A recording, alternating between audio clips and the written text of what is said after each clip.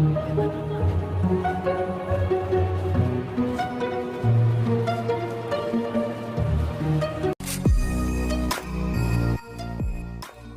आज के इस वीडियो में हम मुगलिया सल्तनत के दूसरे सुल्तान नसीरुद्दीन हुमायूं के बारे में बात करेंगे। दोस्तों नसीरुद्दीन हुमायूं उस बहादुर योद्धा जहीरुद्दीन मोहम्मद बाबर का बेटा था जिसने हिंदुस्तान के एक बड़े सल्तनत लोदी वंश के सुल्तान इब्राहिम लोदी को हराकर हिंदुस्तान में मुगलिया सल्तनत की नींव रखी। हुमायूं भी अपने वालिद ही की तरह एक होशियार और एक बहादुर जंगजू था जिसने बाबर के साथ कई जंग भी लड़ी, बल्कि पानीपत के पहले जंग में एक अहम भूमिका अदा की।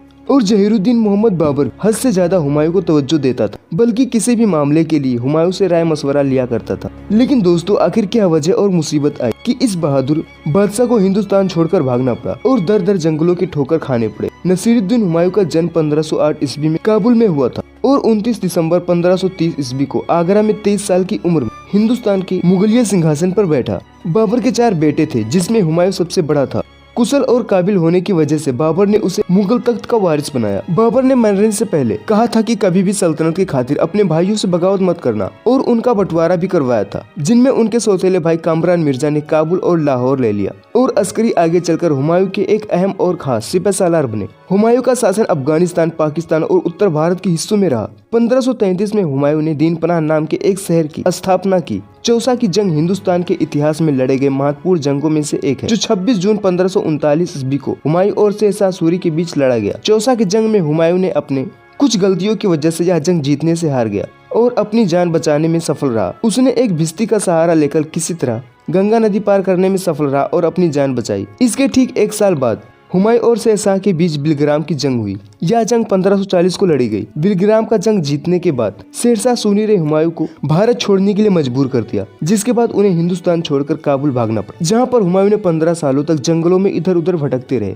और मुगल सल्तनत को दोबारा हासिल करने की तरकीबें सोचते रहे। इसी बीच 29 अगस्त 1541 को हुमायूं ने हमीदा बानो बेगम से शादी की और 15 अक्टूबर 1542 को अमरकोट, जो कि पाकिस्तान में है, वहाँ हुमायूं के बेटे जलालुद्दीन मोहम्मद अकबर का जन्म हुआ और 22 जून 1555 को सरहिंद का जंग हुआ, जिसकी कमान मुगल बादशाह हुमायूं और सिकंदर शाह सूरी ने संभाली।